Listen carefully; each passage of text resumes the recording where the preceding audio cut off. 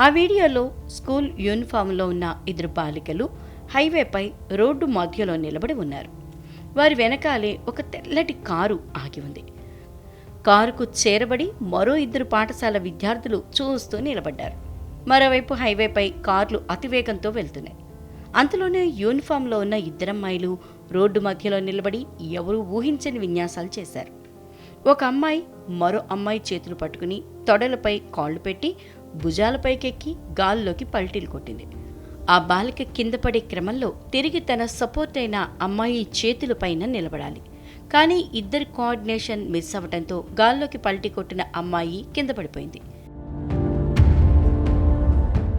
తన మొహంలో ఎక్స్ప్రెషన్స్ చూస్తే చాలా గట్టిగానే దెబ్బ తగిలినట్లు అర్థమవుతోంది.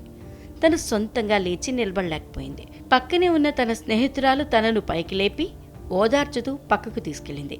స్కూలు విద్యార్థులు చక్కగా చదువుకోక ఇలాంటి ప్రమాదకర ఫీట్లు చేయటమేంటని నెటిజన్లు తీవ్రంగా ఖండిస్తున్నారు. ఈ వీడియోని ఓ యూజర్ తన ఇన్స్టాగ్రామ్లో షేర్ చేయగా తెగ వైరల్ అవుతోంది. ఇప్పటికే ఈ వీడియోని 17 లక్షల మందికి పైగా వీక్షించారు.